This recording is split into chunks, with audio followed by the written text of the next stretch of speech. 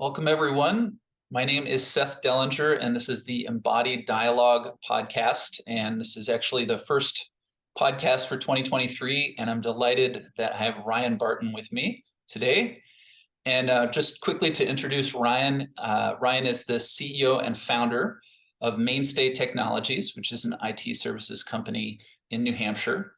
And he also recently took on the role of executive director of the Vervaeke Foundation, which exists to get out the word about the work of the cognitive scientist and cognitive psychologist, John Vervaeke. So I'm sure we'll be talking more about John and his work. John Vervaeke is best known for a YouTube series called Awakening from the Meaning Crisis. But at the heart of what he does and at the heart of what Ryan is working on with John Vervaeke is to promote wisdom practices in the world. And we'll also be talking more about what that means. But a couple of the wisdom practices that John Vervaeke is involved with are the reason why Ryan and I met each other. So there's a practice called dialectic into Dialogos, which is a sort of a modern day version, let's say, of Socratic dialogue that John Vervaeke has created for people to get into. And then there's also a practice called circling, which is something that I'm very involved in, which is a relational practice which builds intimacy. And the broad umbrella of that people have probably heard of is authentic relating. Circling is a form of that. And Ryan and I have been doing some work around the Feldenkrais method, which is one of the principal things that I teach.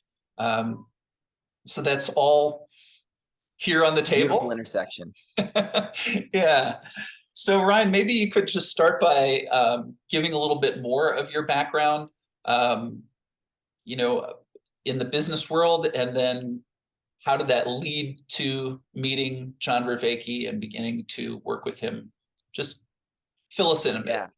Yeah. Thanks, Seth. I would say that the challenge that we both have articulating what I do now comes from the fact that I think as we journey in this road of integrating the various parts of ourselves and our story and our calling and vocation and who we are in the world, as that integration happens internally, I think naturally then we seek for that integration to happen externally. And so I started life as an entrepreneur. My dad was an entrepreneur, and very early on was expected to go that route. And so as a teenager, I was fixing people's computers for hire and building websites, and that turned into a business, which is then scaled, and I really enjoy leading.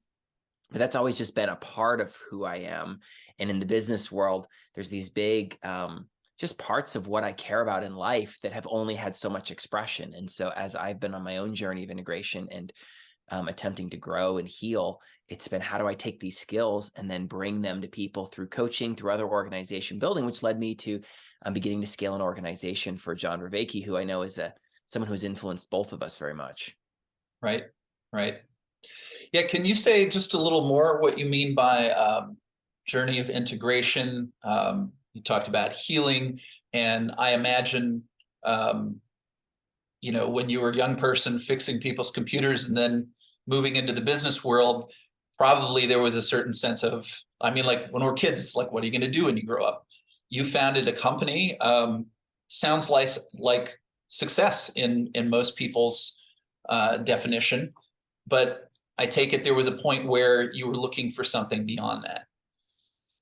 Yeah, I think that I had the not atypical experience that the more success I achieved, the more what I really wanted seemed to elude me. And I remember catching myself in the shower thinking, okay, I can get to this dollar amount and have this many team members and this kind of a brand, then I will. And I remember thinking, 2 years ago, wasn't I thinking all these same things about exactly where I am today? And so, I began to realize, and I think like if we think about disintegration for a moment, it's this sense of ourselves inside where we have emotions that we don't exactly know how to land, that are not fully clearly helping us to just interpret the world around us. We're feeling an anxiety that we know is not well-founded based on reality. We have fears. I had a lot of stress, just a client phone call. not even knowing whether they're happy or not. And my shoulders would hunch, my blood pressure would shoot up because I'm fearing things. I have stress around all that I could cognitively tell myself, this doesn't make sense. But emotionally, I didn't have the understanding of where that was coming from. I didn't have the integration. It was hard for me to see and interact with reality well. And so, being in the business world, at first I thought, yeah, certain level of success will accomplish that. And business can do a lot of wonderful things. I love getting to lead an organization. I love leading people. But it didn't solve the inner journey. And so it wasn't until really in my 30s that I realized that, like, oh, life is more about the inner journey than the external one. And in our culture, that is not well known. Like, it's wild that we actually think that we can achieve our way to the things we want, to the inner peace, the joy, the love that we want, when that's all inner journey stuff. That's all stuff here that then flows out. But what I think we all seek and actually long for in our bodies is an integration of understanding where our emotions come from, of having space for our desires, of receiving and washing in love in and out, and then having that actually integrate the world around us, where our work feels like a fully embodied expression of who we are. Our relationships can hold the sense of who we are and our needs and our desires. Our culture can actually honor us as individuals and call us into something while also providing room for us. And that's an integrated life. And unfortunately, most of us live the opposite of that. And I certainly did, in a place where I was in opposition and fighting life constantly and not knowing why. Mm-hmm. So it sounds like I'm hearing that business culture kind of creates a constraint or even blinders on, what's possible in life. And I'm hearing you say, like, if you run a company, there's the almighty dollar, there's the profit. And then I imagine if you're not at the top, there's just the sense of, like, I gotta keep my job. But there's always a sense of there's a certain motivation that's given if I'm, Yeah. in the business world, in the corporate world, and you are looking to not eliminate that aspect, because businesses do exist to make money and to hire people and provide livelihoods for people, and yet there's something about the inner journey that it just gets left behind. Yeah. Yeah. And I don't think that experience is unique to the business world. And I think Mm-hmm. each of us, it's like, what are the things that we think we need to have that full life, to be fully us, to be free from stress, to have joy? What's the list, right? And we all have, a lot of people think it's Instagram likes, right? Or it's certain political power, or be my political party being in office and being able to do all the things. And, like, then everything would be at peace. And realizing that that's all kind of, like, that's not true. And in the business world, it's really powerful. Being a startup founder, I had to stop reading Inc. magazine because it was so, like, it so pulled out of me all of this sense of, like, oh, this guy's worth $1 billion already, and this person's taking all his VC money, and they're on the cover of the magazine. And it was a sense of, they're really living, they've really achieved and accomplished these things. If I could get there, then I would get there. And for me in the business, I've been less money motivated, but more like, if I could have the culture, if we could grow fast enough, if we could grow big enough, if I could be that guy, then I'd arrive. And, we all have a different version of what that guy or that gal is. Mm-hmm. But it really, I think it's really easy to let all of our unhealthy psychological energy get attached to that and put a lot of work and momentum and be addicted to that. That certainly was my experience. And it takes a real stop to say, wait a second, these emotions, these impulses are coming from someplace inside. Like, this is my own cognition. I remember it was like a bolt of lightning when I was listening to a podcast by a psychologist named Adam Young. His podcast is called The Place We Find Ourselves. And he was describing a particular type of insecure attachment. And he described what it's like to feel if you've grown up in a way that you've developed this kind of what's called an insecure attachment. And it was describing my experience. And I had never before had anyone describe what it felt like to be me. I never had this sense of someone feeling what I felt like on the inside. And in that moment, I realized, like, what I've thought of as Ryan Barton, with all of this focus on this external journey, actually, there are all these cognitive patterns that are neurological patterns wired and laid down within me.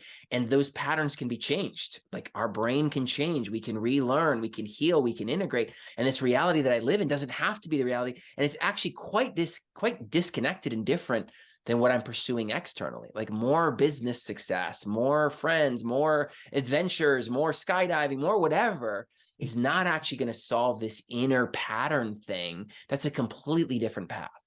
Mm-hmm. Mm-hmm. Yeah, and the external, there's also, I heard a lot in what you were describing, there's a constant comparison. So I'm looking out and I'm seeing this and I'm seeing these other things. And I'm only happy if I can, relative to that other thing, stack up in a particular way. Yeah. Yeah. And even like for me, it was relative to the vision that I always had more than other people. I'm not a very competitive person by nature, but I'm very Mm-hmm. competitive with myself. It was this sense that peace comes on the other side of X. And whatever X is, then X owns you, right? If peace is on the other side of making this person happy, of achieving this success, of getting this thing, whatever that thing is, that's your God. Like that's what you serve every day. Mm-hmm. And that was my felt experience in the world. Like, oh, I can only get that on the other side of this. And then it's tenuous. And Mm-hmm. actually learning the skills, the practices, like engaging in the discipline, the training to say that peace is here, like peace is down.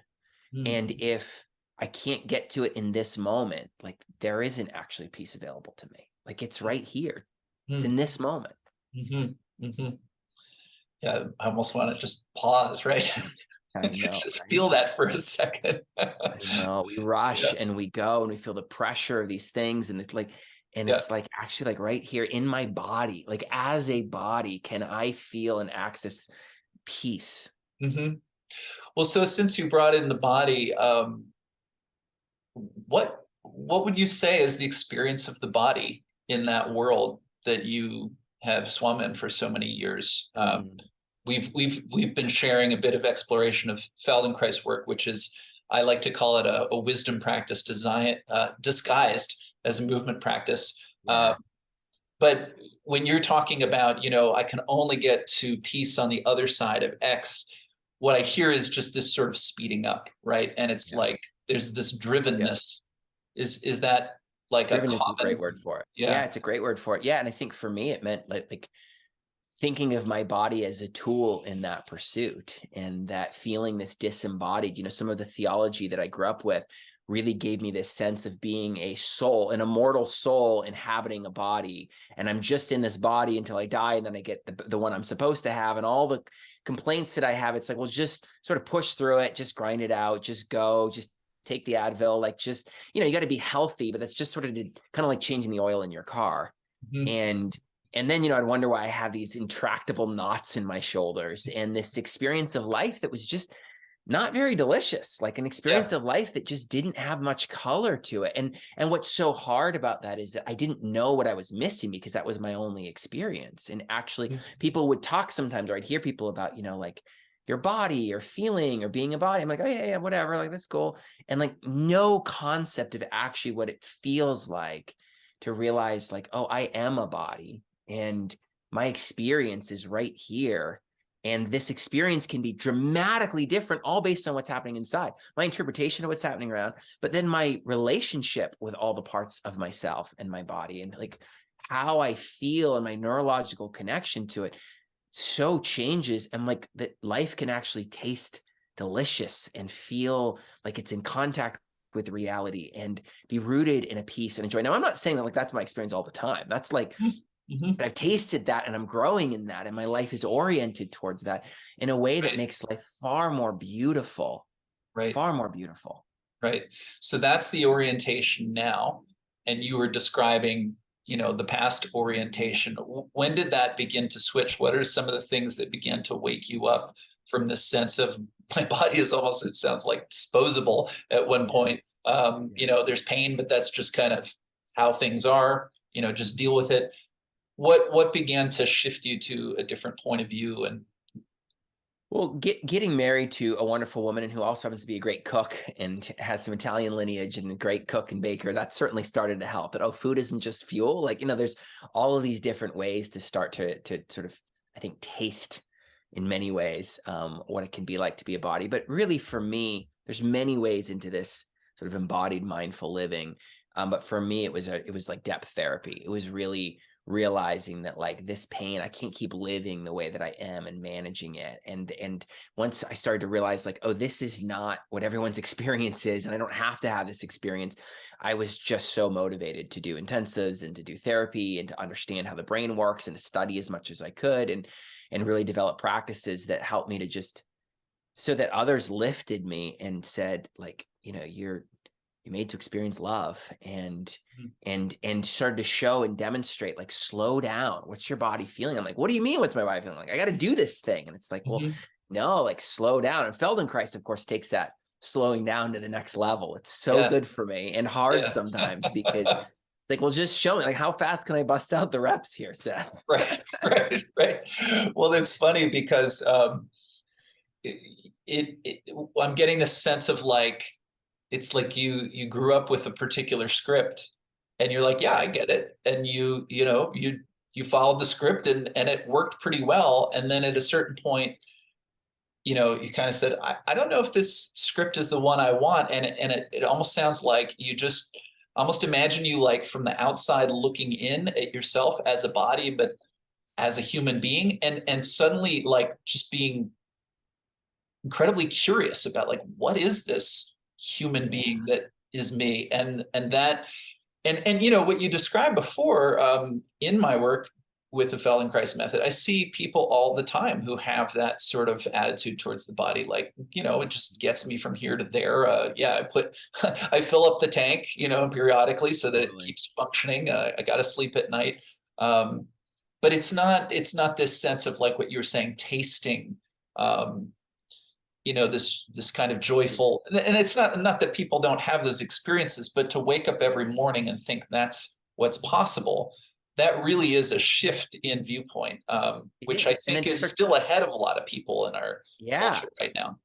Oh, so much. I mean, Seth, I believe we live in a dystopian wasteland when it comes to meaning and embodiment. I mean, you see like the Book of Eli, or, this common dystopian kind of sci-fi where civilizations collapse and we've lost technology and people are stumbling around. I feel like we're in the reverse, where like we have all the technology and we've lost the meaning. It's like invisible, but we live in this dystopia where, just imagine growing up in a tribe in the woods, like getting food, hunting, being in tune with the environment, being in tune with your body, actually like being raised in a village, in a tribe. Like, this is what our bodies evolved into. And we live in this hyper individualistic world with this complete breakdown of meaning. And that's where obviously John Vervaeke's work, Awakening from the Meaning Crisis, has done such an incredible job illuminating. I mean, that series, can't recommend it highly enough, but that most of us live with anxiety, which is disconnection within, alienation, disconnect without, and absurdity, which is disconnect from reality. And that there's actually a path out of that, but that path is a very embodied path, that our cognition, our memory, our emotions are so embodied, not just up here where we think, or where we think of sort of this left brain, frontal lobe, sort of rational area, but like actually as embodied creatures living. And so for me, it was how like actually understanding some of that and the layers of that, starting to have a vision and hearing people talk about a reality that I couldn't access. It's like, I don't understand this thing. I don't actually have a way of understanding what someone's talking about, but then learning tools and practices, that there's actually a way into this that's like training. I mean, whenever I talk about meditation, Feldenkrais, contemplation, Lectio Divina, any of these things, I always encourage people to think of them as practices like basketball, where it's like, if you see someone dropping threes and you're like, oh, I can't even hit the rim. It's like, well, that's not because of you. That's because you haven't practiced. Mm-hmm.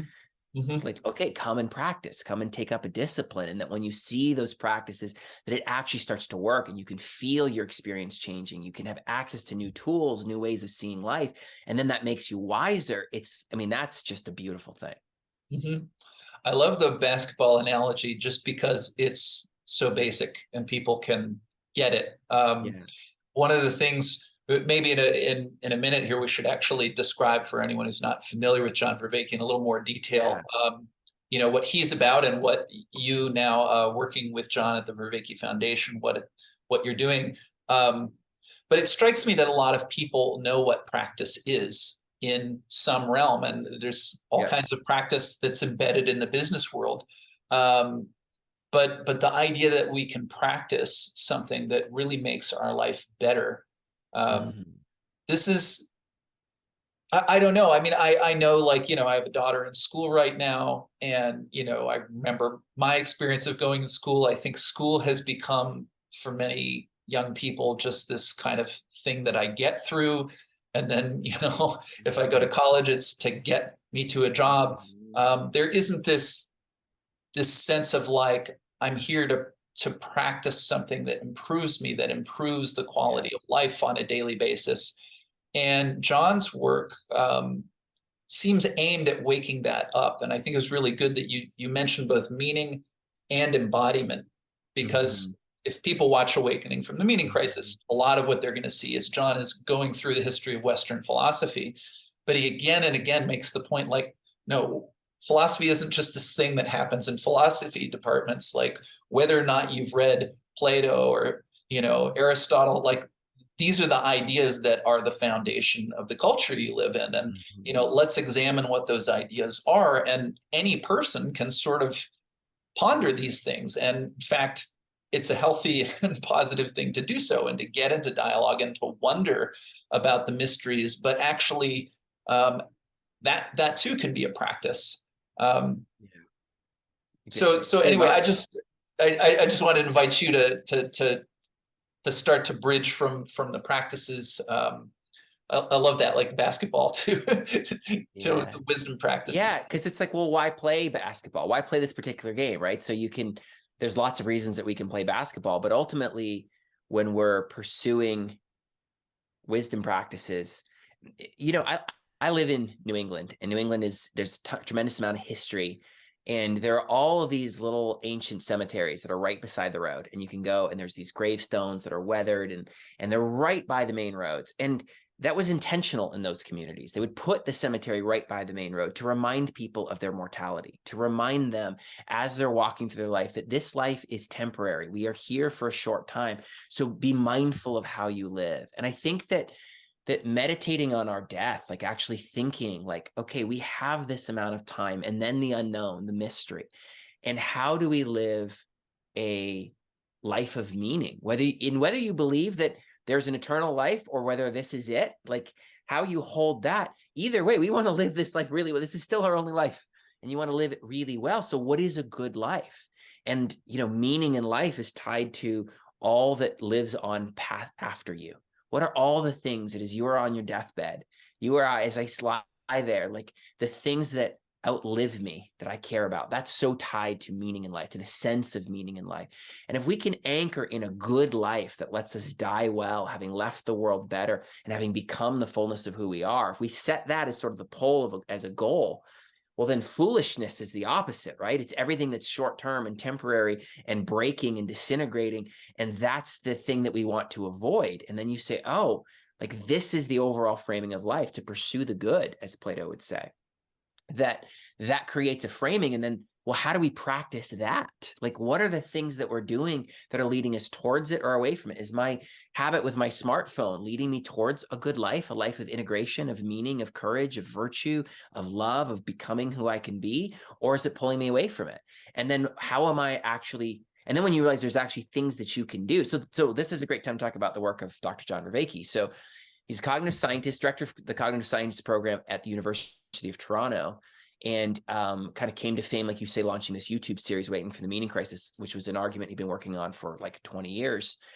And he is really brought the scientific framing. He's a pioneer in the scientific understanding of spirituality, of our cognition, of a naturalistic spirituality, meaning not like, are there spirits out there, but of like what's happening within me at the most holistic level, in my relationship to the world, and my perspective and my skills and my knowledge all shift and develop. That's spirituality. And what's the science behind it? What happens cognitively to us? And then he has gone back into ancient times and sort of resurrected many of the tooling, the rituals, the practices that helped people to connect with their bodies, with each other, and with reality, given them a cognitive science framing and foundation, and then is beginning to help to birth a a deeper understanding of embodiment and of wisdom journey and of practices. And then he brings it into very practical ways. So he's simultaneously one of the greatest thinkers of our day, I and many others would argue, but is also someone who delivers very practical, actionable practices. Like, here's what you can do for 30 minutes a day to enhance wisdom and meaning in life, like practically. Right. John Vervaeke also is a meditation teacher, and I believe teaches Tai Chi as well. And so one of the key themes in the awakening from the meaning crisis, what is the meaning crisis? Well, one of the big problems he talks about is that science and religion kind of went separate directions or became counterposed to each other. And I've heard him say many times, you can't get people interested in spirituality if it just sounds like supernatural magic. And at the same time, if you say, I don't believe in God and everything, and science just explains everything, this is also a dead end. And so I think he's been very careful and very, just with a real awareness of the time period he's speaking into to create this, like he'll go from talking about, what a particular philosopher has to say, and then he'll go over to a particular experiment in cognitive science that shows, yes, the brain functions in this way. And it's kind of similar to like, how, I don't know, Heidegger or Kierkegaard was talking about, the particular thing. It's kind of dizzying, all the references he does. He must I'm not sure if he actually sleeps. I think he just reads all the time. I think I have a suspicion that you might be right. Yeah, it is. It is wildly helpful to recognize that I think that so much of the hunger that so many of us have experienced within our bodies, our beings, for something more is because our society lives in this shallow realm where most modern religion has also lost the embodied journey of transformation. Like Christianity was a way, it was like come and follow a way and change, and there's different rituals and communities and practices that would change your body and your relationship to nature and to each other in a very deep, powerful way. And over time, it's become in many traditions sort of like, here's things that you believe about the supernatural, or here's like they come back and just be reminded of these teachings, or just read, rather than this way of transformation. And on the other side, in a sort of an atheist, scientific only materialistic perspective, it's like, well, if everything's meaningless, then there's no value hierarchy. There's no sense of this is actually the thing to pursue that informs everything else. Like, well, I might as well just get addicted to TikTok. And then it's just like, well, does that help my mental health or not? And it becomes this very flat, static, like, how's my health, my mental health, rather than we human beings are hungry for a great adventure, for the hero's journey, for a mission. And when we realize that there's no end to how wise we can be, there's no end to the depth of meaning in life, and that we can continue to transform and grow, I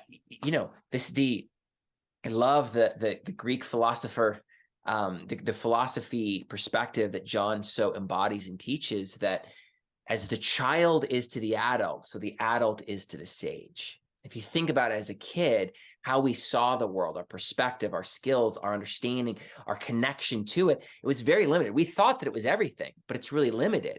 But then as an adult, we look back and we go, oh my gosh, I encompass that perspective. Like, I'm here, that perspective is now encompassed within my worldview. And yet I see and experience so much more. And that the sage, the wise one, can see and experience and hold so much more integration and depth, and that there's no end to that. That's really exciting. And that's true in a very practical wisdom way of like our connection to reality, the way that we can make wise decisions, the way we can love and care for each other. And then I think it's also true in our experience. I mean, I was asking you the other day, why should I give more time to Feldenkrais? And your response was, well, walking can feel like levitating. And I've been thinking about that ever since. And I'm like, walking doesn't feel like levitating. What would that feel like? Like, my sense in that was like, I just want like a few minutes in like to experience life the way you do. Like, can I just like, how do I borrow that experience for 10 minutes so I can know what that feels like and whether it's worth it, Yeah. No, it's a kind of a, walking is like levitating, but this is what Feldenkrais used to talk about. And I have had that experience. And I mean, if people are wondering how the hell does that work, I mean, just in a really simple fashion, like if you have what people commonly call alignment, like good alignment in your skeleton, it just means everything's stacked up, right? But if I'm sort of slumped over like this, aside from people would comment and say that's bad posture, I'm also with every step, I'm like lurching because I have to, so if everything's sort of stacked up, it just means there's less muscular effort. And part of the meaning crisis, I believe, is like the crisis of so many of us are just completely sedentary. So we don't use our bodies, in dynamic ways like we did as kids, but as we grow up. But Feldenkrais, it can help people explore movement in actually a very Socratic fashion. So it's not so much organized as like if you're in a Feldenkrais class, you're not typically hearing, here's the right way to do it, and that's the wrong way. But you might be given the option to try it a variety of ways, and you'll feel one way actually feels better than the other. But it's this deep listening to what is the experience of my nervous system. And so, as you mentioned, it's often slowed way down. But what can happen, and I actually had this experience early on with Feldenkrais, and of course, when people first discover it, the difference is the most dramatic. Then when you practice for years on end, like I have, you can continue to learn and make, but you don't necessarily, but going from just, I'm in a body and it gets me around, kind of what you were describing. And then when I was actually working in a factory at the time when I began practicing the Feldenkrais method, but I'll never forget, I had been doing it for a month or so, and I had gone to a practitioner who'd given me some direct hands-on guidance. We call that functional integration. And I was at work one day, and I was just walking, and this was like, factory floors, like cement. I was wearing kind of like, boots and walking around. And I just remember taking a step, and I felt like I shot through the roof of the building. Like just like my skeleton, I think I just for a moment felt what it feels like to have it all lined up. And it was just like all the effort just disappeared. And it was, I don't have that often, like that dramatic, like in a moment, but I literally did have that sense of, and a lot of people when they practice Feldenkrais, especially in the beginning, when they have no previous experience, they just say things like, I didn't know it was possible to feel this good. And so if we've never tasted that, then we don't know to look for it either. Yes. But then when you do, and you just, I mean, we could go back to what you talked about, meeting your wife, and she made food, and you're like, I never knew food could taste like this. But as soon as you do, you're sitting there tasting this delicious food for the first time. It's just like, wow, dinner conversation is probably also could be like unlike I've ever. So these things waken up something. Yeah, they do. It's so well said. And I want that experience of shooting up the ceiling like you had there. Yeah, I think that, and what's so fascinating to me about Feldenkrais and what you're sharing is that, what I've learned in depth therapy and psychology is just how constricted our communication is with our bodies, and how our bodies is where we feel, right? Our intuition, our feeling, the memory of emotion, it all lives in the body. The body keeps the score, and which is a great book, by the way. And it is really true. And yet we tend to be pretty disconnected here. And it's actually a practice to learn to hear and to listen and to become a body and to say, can I be embodied in a conversation? Can I listen and be rooted and feel the ground and actually carry my intuition and go, that didn't feel good. I'm going to actually pause right here and dialogue with this. That the practice of listening in movement can also help to attune that there's this relationship between our emotional listening and our physical listening that is just increasing our connection as one physical being that has access to all that our body has to offer. And that with that, we can then walk into greater levels of enjoyment, but greater insight, greater depth. But I think that this journey requires some taste that inspires us, that says like, oh, there is something that I don't have. That's better in relationships, in my experience of life, in how I wake up, in my sleep, in my movement, in all of these areas that I'm meant for more than what I experience. And there's sort of a holy discontent that has to be stoked sometimes in our lives. And I have to Yeah. remind myself, like, no, this is not actually, like, this is better, but imagine what it could be. And where could I be in 5 years as I continue to practice and heal and grow in these ways? So it seems like at some point you had that kind of wake up call. And at this point, um, seems like your mission is to really awaken more people to get to do that. And so I'm just curious, maybe you could say a few things about Mainstay Technologies, because it's an IT services firm. So that just on the face of it, what does that have to do with what we're talking about?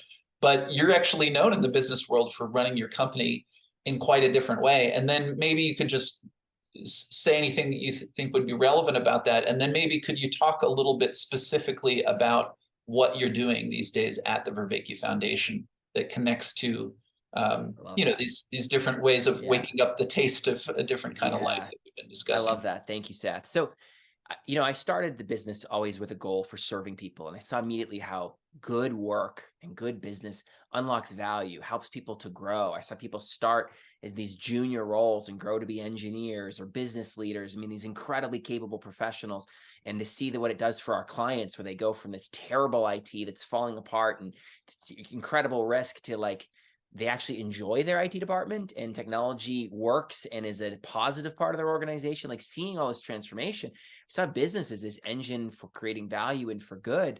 But over years, it's really been this process and this wrestling of how can we live business so it's oriented towards the good. And really simply, if you just take a line and put people and things, and you say, okay, people matter more than things. Things are in service to people. And when people are in service to things, I think that's actually pretty evil. Like, that's a pretty handy definition for evil, when you're treating people like objects in service of other objects, right? Like, that's actually a pretty decent, handy definition of evil. So how do things serve people? And so in business, what I saw was how often it's like the things of business would serve the people working the business, who would then serve the thing of money, of more shareholder value.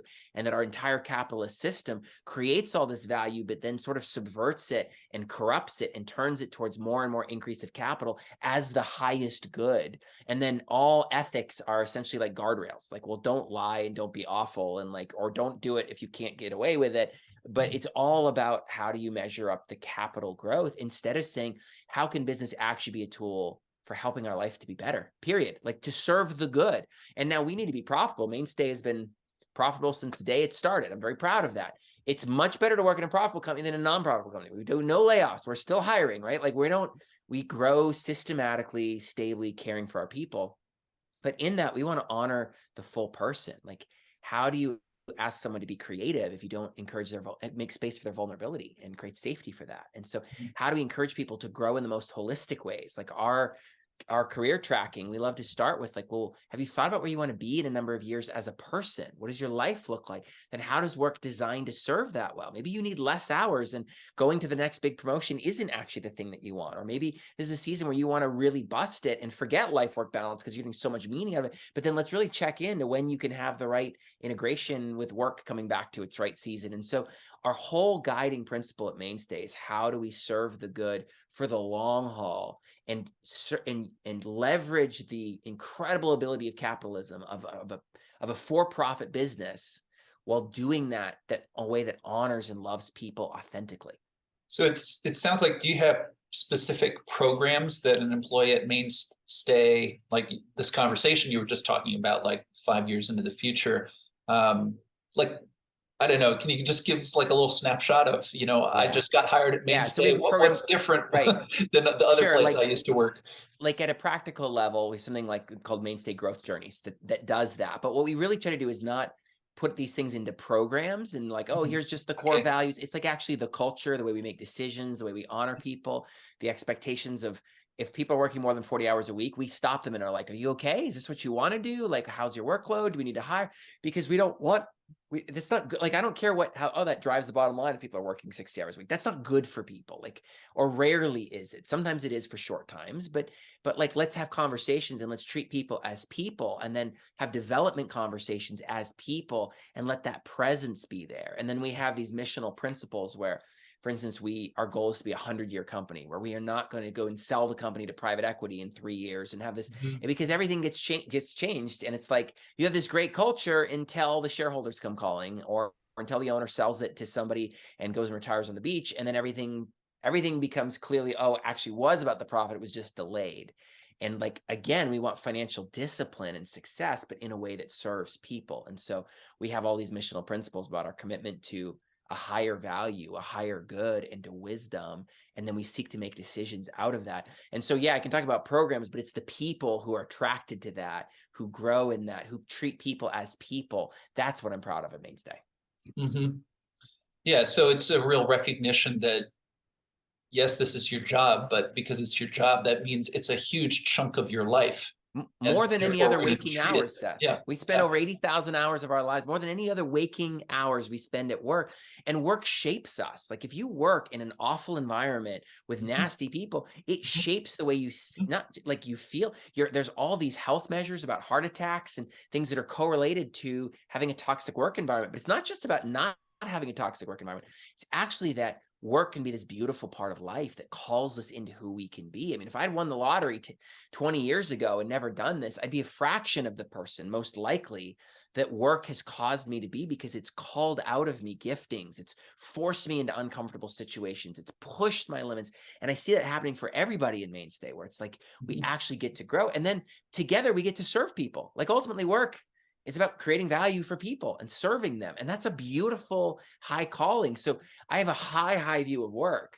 I just think it needs to be integrated and done with like great care. Like, let's think about the impact of our work on all of who we are, not just on our pocketbook.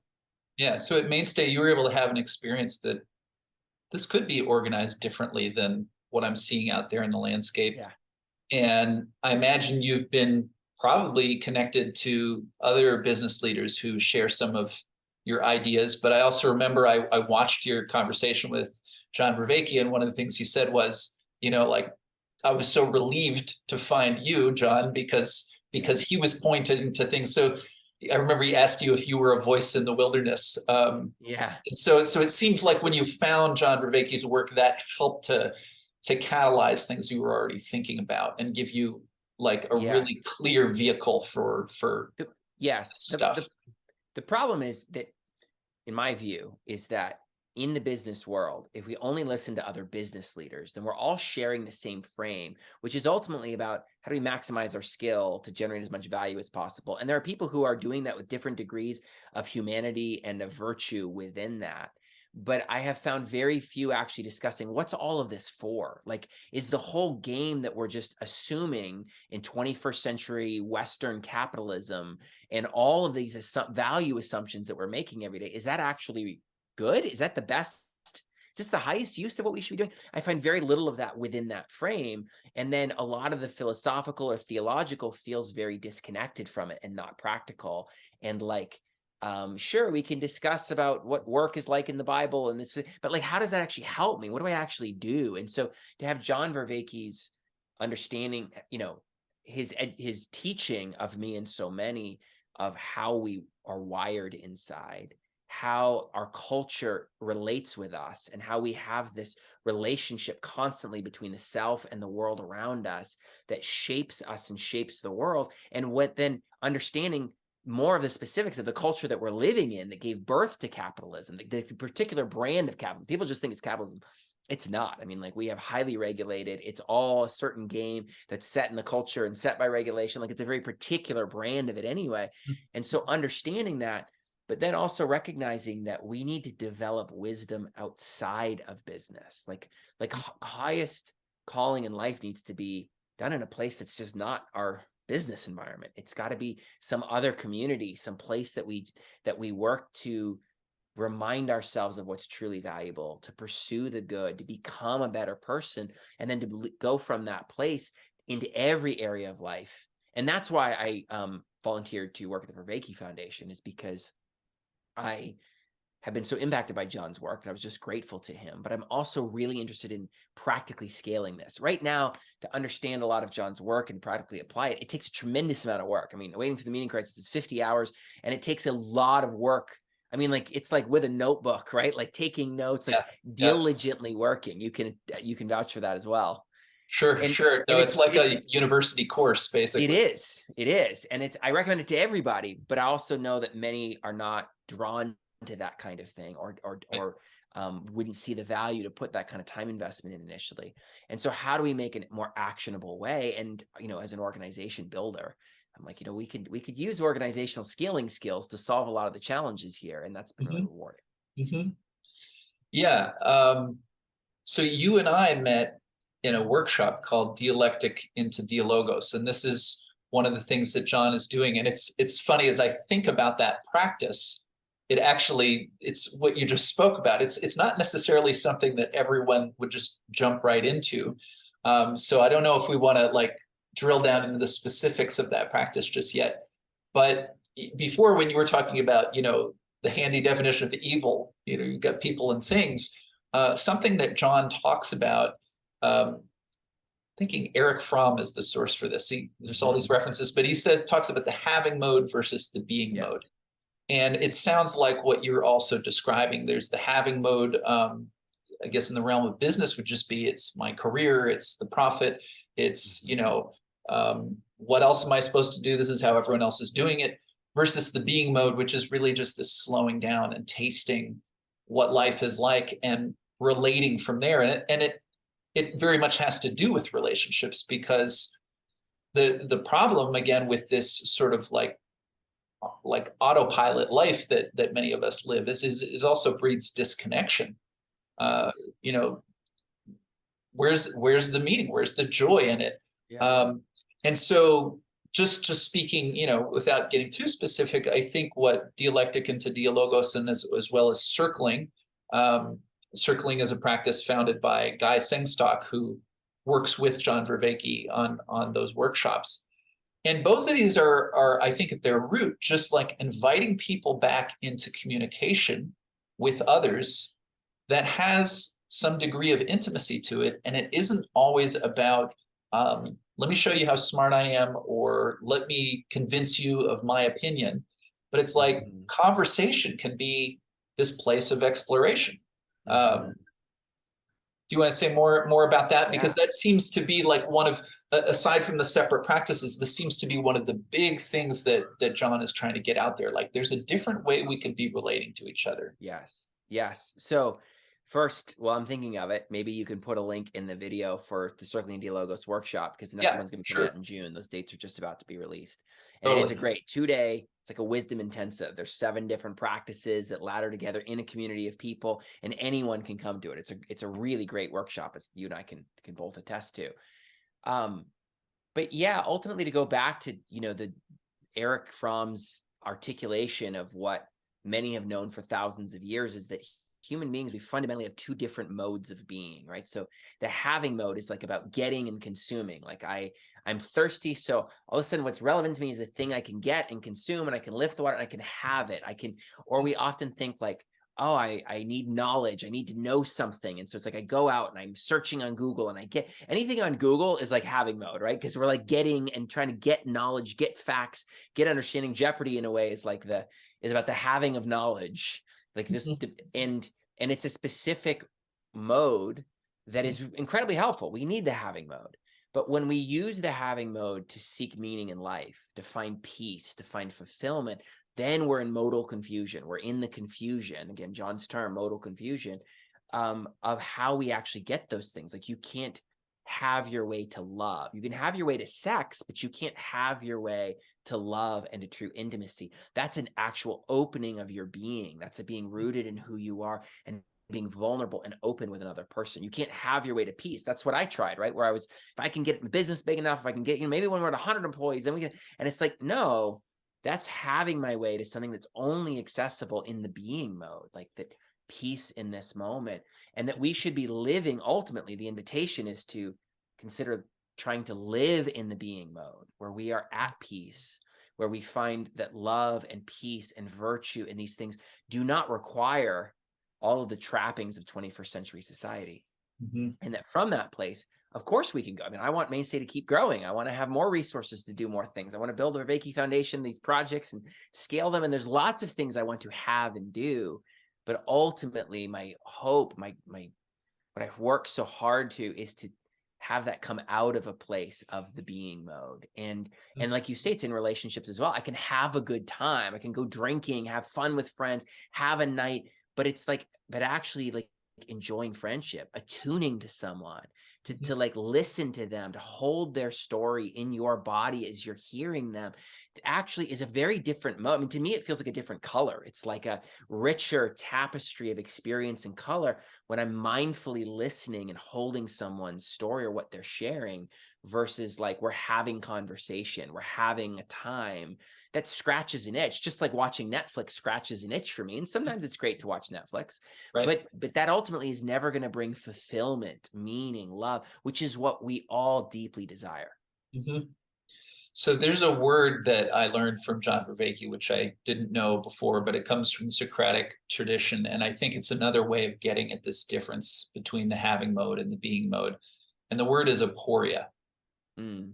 And we talk about aporia in that workshop, but essentially it's like a kind of a confusion, right? Mm-hmm. And what John invites people to do when they're doing this practice, which dialectic into dialogos, to zoom in a little more, it often means that there's a group of people discussing a virtue like Mm. honesty or courage or humility. And first of all, it's not about getting somewhere. It's actually not about getting the definition, because when you begin to investigate, you find out that honesty is, sure, I can look it up in the dictionary and it's probably like two sentences that sort of summarize something, but it just doesn't apply in every case. Like to be honest here, to be honest there, to be honest with this person, that person, in this situation or that. It's this constant dynamic dance. So you have people sort of kind of chewing together for 45 minutes or an hour on what is honesty and what are all the different, aspects of it. And something that can happen in the conversation is someone's trying to articulate it and then they just realize like, I'm not sure. And you get this pause and this kind of, but that's a moment that I think a lot of us fear. And in this Mm. culture, like you Mm-hmm. mentioned, I thought of it when you mentioned the Google search engine, right? Because I want to know Mm-hmm. something, I don't know it, but I only have to wait about 0.2 seconds till Google gives me the answer, right? Right. And then there's that very rare occasion where Google doesn't come up with anything, and then how do you Yeah. feel? It's like, well, I'm used to just being the answers are. But I think that John's doing a new series now after Socrates, and one of the things that he's been emphasizing in this series a lot is that Socrates was this character who kept pointing people towards what they didn't know, and he did Mm-hmm. it for himself. He Right. kept sort of highlighting, I don't know. That's what Yes. is. There's a value in not knowing. Yeah. Yeah, and I love it. I've got 3 little kids, they ages 5, 6, and 7, and they're really good at asking questions. And when you Mhm. ask why often enough, like you kind of get to this like, well, why? And then how do you handle that? And as a parent, it's sort of easy to be like, well, because, or well, it's how it is, or Yeah. and it's like actually those are also invitations to that aporia, that Mhm. sense of like, wait a second, do I even know why I do what I do? And to continue to cultivate the practices in the life of humility that says, I know so much less and I have embodied so much less virtue than I want. I need wisdom. Wisdom is not optional. It's one of my favorite lines that John says. Like, wisdom is not optional. Wisdom is in the being mode. It's actually having internalized those virtues, like we're seeking to do in dialectic and dialogos, where we're not trying to just understand what honesty is, but trying to somehow have honesty invite us into an embodied understanding of honesty so that we actually become tempted to be honest rather than having to fight with it. Just a definition and a theology of honesty or a philosophy of honesty. It's like, no, how do we actually become honest and then live out of that? And I think, it's interesting to kind of tie this back to some of the embodied movement stuff, is Mhm. that we have often an experience of almost like different bodies, right? Like there are times where we're in a stress body or times in a joyful body or in an energetic body. And it's like, to pay attention to what's accessible in different states of being physically, where there are times where I can't even find a desire for creativity in my body. Like I am just like done with the world, screw everybody. Why am I working so hard? And like the idea of creativity is like, bah, get it away from me. Then there's other times where creativity is like this river flowing through my body and through the room around me, and it's alive and it's flowing and I'm playing with it and it feels like water, and there's just like an unending amount of creative projects that I want to open up. But what's the difference there? It's like it's very physical. It's actually embodied much more than the world around me. It's my cognition, it's my body, it's my state. And so like on a very practical level, I've learned the end of the day, I'm often tired, like long work days, and then, you know, all in family, dad, dinner, clean up, kids go to bed. Okay, you got a couple hours. I try to commit to, before I decide what I want to do for the evening, stop and do some breathing exercises. Just like breathing exercises that reset and clean the energy and get me into actually with a feeling of a different body, and then make a decision of what to do in the evening. And the difference is really remarkable, what I want to do 5 minutes later versus what I want to do 5 minutes before that. And I think that's a really practical thing that we can all do, is actually like start to pay attention to these different states of being and say, oh, I can then use practices as simple as breathing to usher myself into a body that has access to more things, that can live more out of the being mode, that has access to more virtue, and then make decisions out of that place. And then, of course, the invitation is, how do we do more and more of that? And how do we do more and more of these practices and live in community with people so that we are pursuing the good and growing in wisdom forever? That's the stuff that, I mean, that to me is so exciting. And so how do you get more people involved in these kind of practices, especially if they're really used to being in the having mode, right? I do my job, I go home, I watch Netflix, I get up. I mean, that's a caricature. I think that's, but there is that strong pull. Like, oh my even goodness, you and I, know the draw of our phone when we pick it up. It's like, how to put it back down, Yeah, and we all deal with so much of that anxiety, alienation, absurdity. Like we fight that. Our culture is rife with that. And so what then do? We don't want to be in that pain. And so ice cream and Netflix, they soothe us, but they don't ever deal with the root cause. They just keep on numbing that thing out. And it can be any number of things. I mean, exercise can even do that. It's healthier perhaps, but it can also be this thing that soothes and keeps us from looking at underlying causes and actually growing in wisdom. And so, to me, so I'll sort of talk in concentric circles of the impact that I seek to have in the world. The first is just to show up as embodied and wise as much as possible. I need more wisdom in my life. I need more depth, more embodied living, so that in every interaction, my presence can invite people towards a transformative journey, or they can invite them towards a different way of living and of approaching. And when people are ready and you get to actually say, here's what you feel for your experience, and here's a path towards something else, and they take it and they feel it. Oh, there's like nothing more rewarding in life than getting to help Sherpa people through their journey to grow in wisdom and connection. And so personally, I want to continue to cultivate my presence and my ability to coach and lead, and just sort of in love be provocative force of like, well, have you ever thought of it this way? Right. And so that, I think, is the biggest, is can we do that and then inspire others just through our own personal lives? Then the Vervaeke Foundation, well, maybe the next circle would be at Mainstay, to really build a lot of sort of like shortcuts to the path of wisdom. Like I don't want Mainstay to be this place where it's like, oh, I'm also cultivating all the wisdom here. It's like, no, you need sort of your meaning, your religious side of life in another place than your business. It gets really weird when people combine them too much. So we would try to be really careful. Like, we are a business, it's performative based, and yet like this is a part of your meaning in life, and we can point you to a direction, but we're not your authorities for meaning in life. Sure. But to encourage wisdom cultivation, to help develop the team, to grow and to understand the good and how to access that and how to nestle work into that place would maybe be the next circle for me. And then beyond that, then the Vervaeke Foundation. So the first set of work is really about just organizing this landscape around this little corner of the internet as best that I can. And we're starting projects where it's like, okay, an actual wisdom platform where people can come online, be onboarded into this, get an on-ramp into these concepts to understand about what does cognitive say about your cognitive science, say about your cognition, about how you're wired, about how to live. And then what would a starter wisdom practice be? And how do you start to just practice with people? And, it's hard, much easier to sit with a group of other people, even on Zoom, and get a little lesson and then meditate together than it is to sit on a pillow and just go, okay, I'm trying. And so bringing community together, and so that we can help everyone who's already in this space and orbiting and seeking wisdom, and then connect things like your work with Feldenkrais into a broader ecology of practice with more structure and ability to scale and promote and take all the millions of people who have heard John Vervaeke speak and are interested in this work and actually start to funnel that.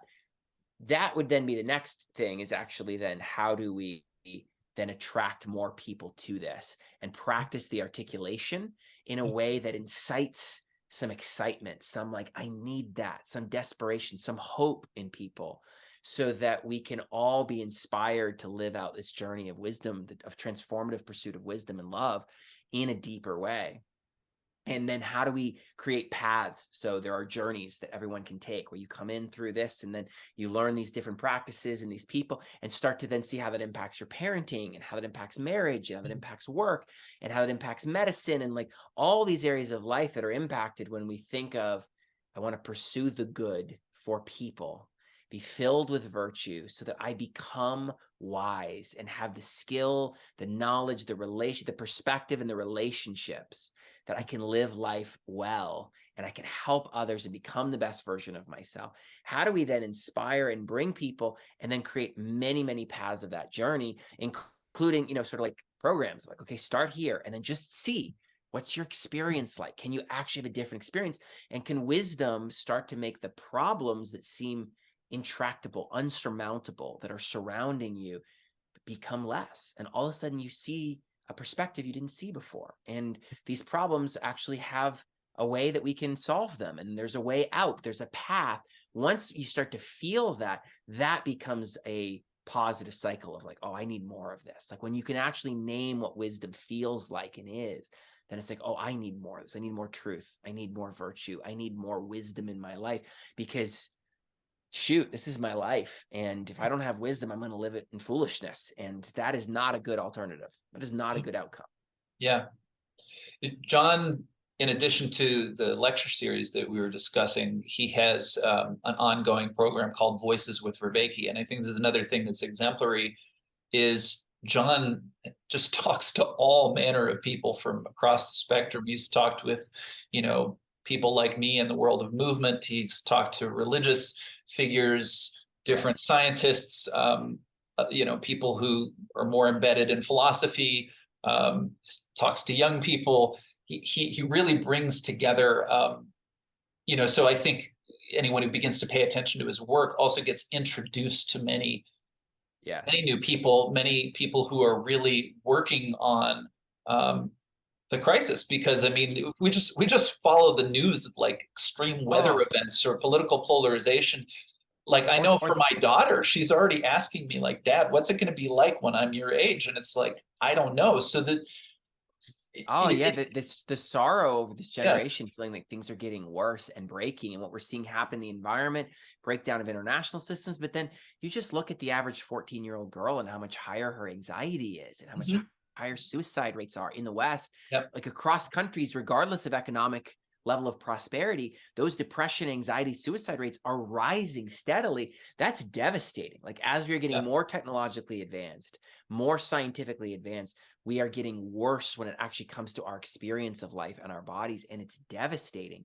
And I love what you said about how John's work connects in so many different ways, because yes, the understanding of our cognition and the invitation to a transformative way of wisdom that can afford and create a meaning in life, a sense of meaningfulness, connection within, with others and with reality in nature, right?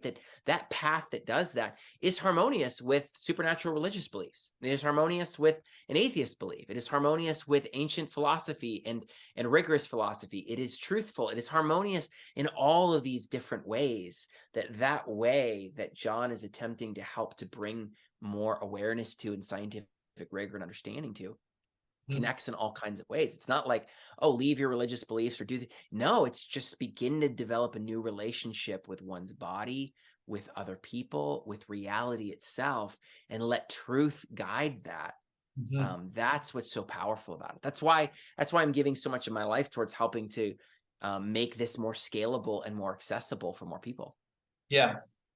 Well, and also the reason I brought that up about all the different people that John's talking to is just speaking concretely. It sounds like one of the things the Vervaeke Foundation is looking to do is connect people, is to create a network of people involved in these practices and to make it possible for new people coming in to meet other new people coming in and to form communities where meaning is at the center of the activity.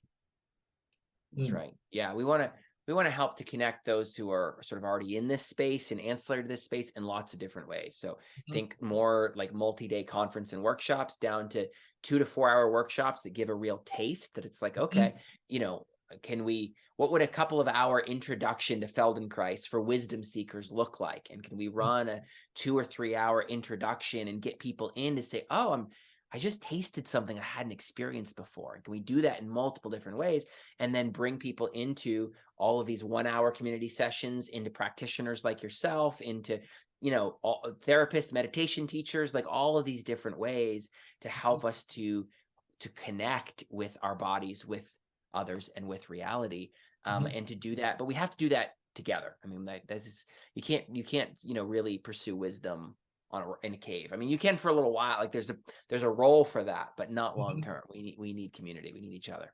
Yeah, absolutely. Yeah, well, it's been exciting for me to get to know you and to think of teaching the Feldenkrais method in the frame that you just gave as a pursuit of wisdom. Again, I used that phrase earlier, which I've just sort of been using more often right now, like that it's a wisdom practice disguised as a movement practice. I love that. Because I don't think I fully understood, all that was involved in the beginning. And I think a lot of people come to the Feldenkrais method because they have pain and it can help them with pain. But Feldenkrais has written a number of books that are all about psychology or the individual in society, child development, sexual relations, why human beings' capacity for abstract thought is one of their greatest powers and also one of their greatest downfalls. I mean, like this doesn't sound like movement class, but his thing was that, movement is a way into the human being, and I can observe someone moving. And he was a black belt in judo, and he had a lot of really good knowledge just about movement. He was also a physicist who said, how does the skeleton function, like from an engineering standpoint in gravity most efficiently? And then he created these movement experiences that, like I said before, they're kind of like these Socratic processes where you slow down and you try a movement, and then you try a different movement, and you notice what do you feel and what's it like, and then you pause and you reflect, and there's a lot going on there, but it's we've done some of it together. Maybe it would be good to hear about some of your experience with it. Totally. Let me give my personal and then sort of wisdom framing to this to just continue to encourage and draw out what you're saying. I mean, I would say in my own experience with you and Feldenkrais is that like sometimes the resistance to movement, it feels so psychological and emotional, not just like my muscles don't have a habit, but like they have that habit because moving that way would have invited contempt in a growing up setting. And so like, no, I can't move freely, because if I move freely, then I'm also opening up my essence to people around me. And if I'm just free, then, well, I feel vulnerable. Like I've got to be, it's sort of like, this is my shell, this is my armor. And so actually I've got to dismantle that with movement. And movement is a way in, as therapy is a way in. But if you just sit in a chair and do therapy or just do movement, and I'm not saying everyone needs therapy, I'm just saying like there are many ways in, but all of this movement connects deeply into our psychology in all these ways. And I've experienced that through both the resistance and the, you had me moving the other day in a way, and I was like moving like a mountain lion. It was like this sense of this essence and this energy. Remember that? And it was like, oh, how do I sort of bring that out more in my life? That was even the challenge you made, is like, when does that energy want to show up? How could that movement actually be? And if I have access to that movement, I probably have a body that's pretty relaxed and open, and work can kind of flow. I feel like I'm doing the Matrix move, but it's sort of like dodging and moving like water through it. Yeah. Whereas I kind of want to like muscle through work sometimes. And I find myself racing the end of the day and the emails and the call. And it's like, wait a second, how could that movement help me here? And so I'd say personally, it's been really helpful in my own pursuit of wisdom and healing. And then I'll say from the other angle, so Nathan Vanderpool has started the Respond movement, which has brought together all kinds of different practitioners and teachers. So people like Zach Stein and Benita Roy and John Vervaeke, and they have all gathered to start to build a wisdom curriculum, like a common language that can connect all the practitioners in this space. And they came up with a framework of called DIME. So there's 4 types of wisdom practices. There's the D, which is dialogical, the I, which is imaginal, M, mindfulness, and E, embodiment. And I think that Feldenkrais is such an embodiment practice that fits as a wisdom practice. And then the way that you do it in particular really adds the dialogical and the mindful. I mean, it's also so into mindfulness, where there's such a like coming to peace, meditating, really listening to your body, and then dialoguing together. And there's even some fun imaginal in it, because you're sort of like, how are you moving this thing and imagining how it could be differently? I'm imagining a ball coming down my nose and around, and so it actually has all of these flavors of DIME, of this framework to understand wisdom practices. Yeah, I love that. I'd never heard that acronym before, but for sure, Feldenkrais can check off all of those different squares. That was one of the things that really drew me in with John Vervaeke too, is when he was talking about imaginal practices and the importance of the imaginal, and he was coming at it from Merleau-Ponty and Henri Corbin, and these are just names that I can roll off my tongue because I heard him say that. Like, in other words, I don't have that background, but Feldenkrais, I mean, one of the key things that happens always in Feldenkrais's work is reduction of effort. Not to the point where effort is a bad thing, but reduction of unnecessary effort. And one of the things that I think he understood very early on is the deep connection between my imagination and my movement. Like, if I'm going to get up and walk across the room, it's so deep in me that I don't really realize it, but I have an image of walking. One foot in front of the other, right? I don't have to talk to myself. Totally. But there was a point in time where I didn't know how to do that. And so we can actually work with imagining a movement. And this is especially important, let's say, if you have an injury, like maybe you sprain your ankle, you can't step on that leg without discomfort right now. But you could imagine flexing and extending your ankle, and doing the actual movement might hurt, but it doesn't hurt to imagine it. And as you do that, your brain is sending signals to that ankle, and it is waking something up. And you can have incredible improvements love that. through working with the imaginal in that sense. But I had never, and the thing that John Vervaeke always stresses is like imaginal, which is a word a lot of people haven't heard of. We've heard of imaginary, but imaginary might refer to something that's just fantastical. But the imaginal work is to imagine something that is very, let's say, real, in the sense things that can happen. But it's like mental rehearsal, or taking on a different perspective by imagining that I'm Ryan Barton or something like that. So it has a very practical value. And some people like need a little convincing to understand that this isn't some strange magical thinking, that this is a very practical thing that we can do to sort of script something in our brain to actually make, when we enact it, I love that much more efficient and easy. Well, I love that, because what we understand of our brains what, John's work in third generation cog sci is so demonstrated is that, or elucidated, is that our brains are actually like, we're constantly predicting. We have a model of the world around us, and we're always predicting. Our emotions are there as predictors, right? Like, oh, I have anxiety because it's predicting that something bad is coming, and all our emotions are there to help us. They're often disordered, but they're there to help us and to guide us. And so it's how we actually model the world is even in walking. Like, we're modeling where the foot should be, which is why, like, when you step off a curb and you weren't expecting it, it's like, whoa, the mental model Yeah. didn't match what actually Right. reality happened.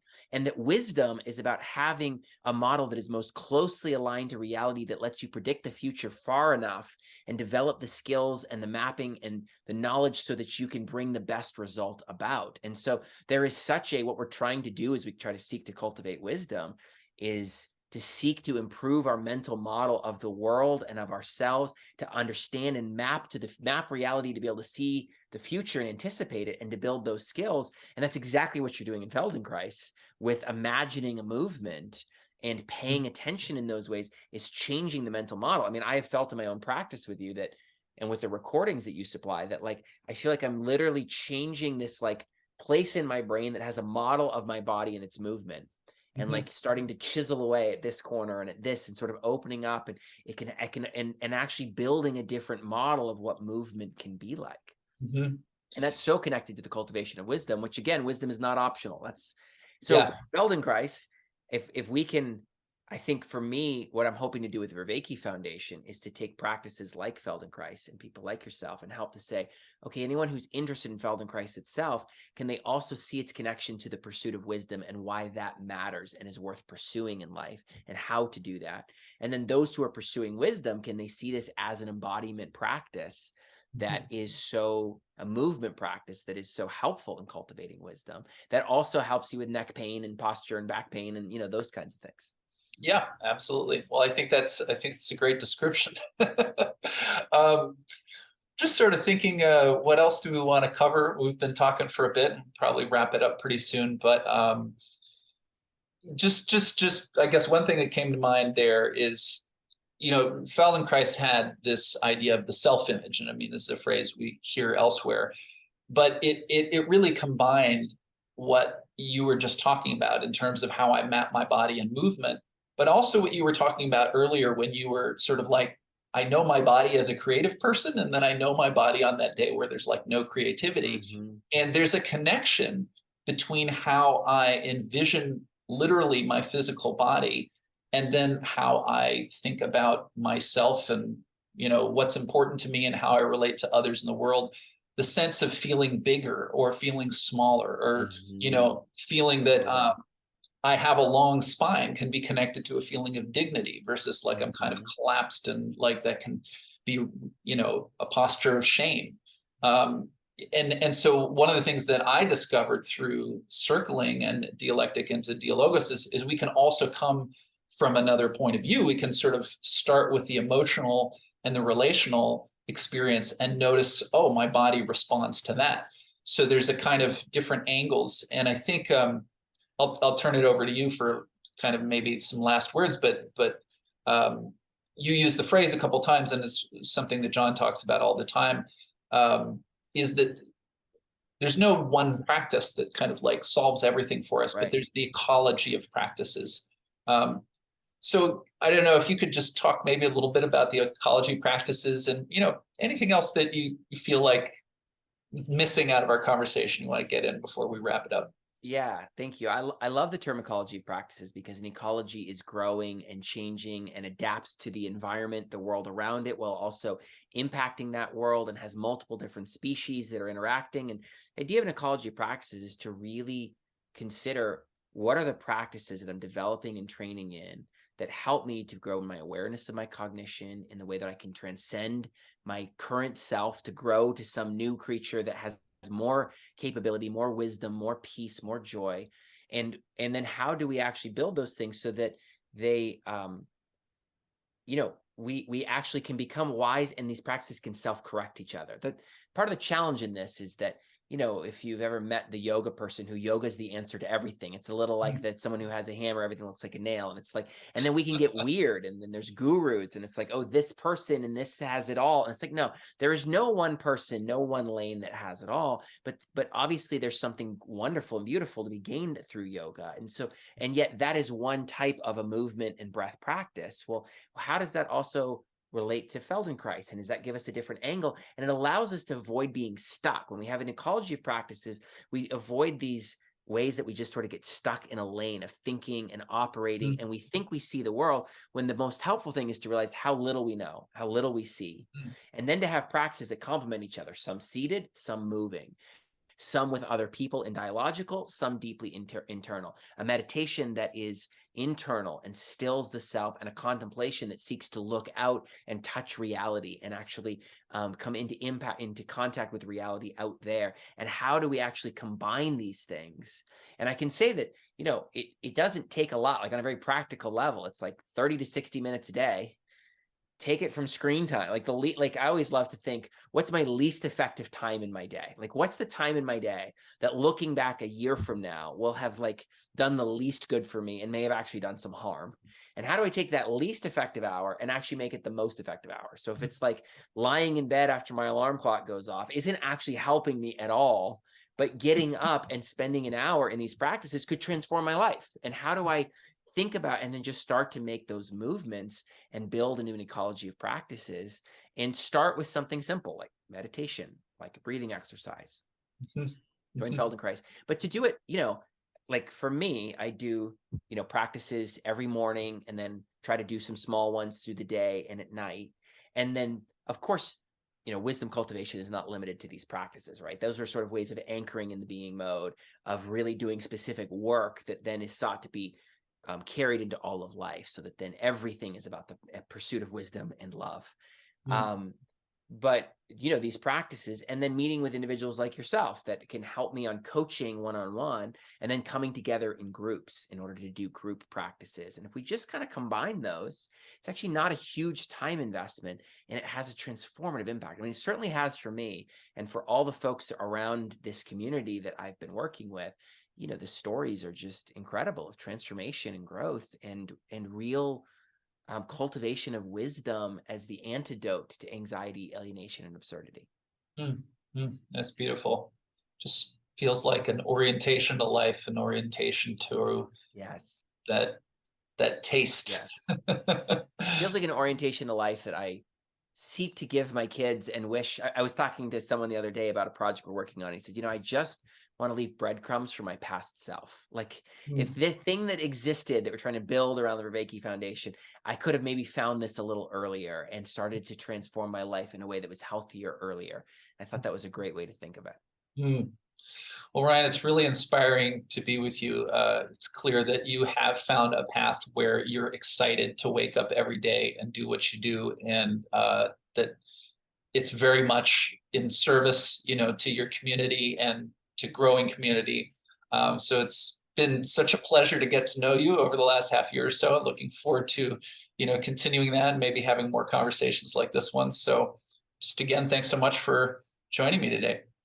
Thank you, Seth. It's been an honor. And I'll just say that, yes, you're right. I love the work I get to do, and I'm loving more and more the experience of being human. And I have plenty of days that I wake up and I don't have a joyful experience, and I got to do the work. And so I am not that guy. If there is someone out there who is always having that great experience, I would love to know who that is. But life is struggle, and I get mired in my own foolishness and brokenness. But it's knowing a path and having the hope and then practical movement along the way with people in love. That's what is so motivating and been so beautiful, such a gift to me in my life.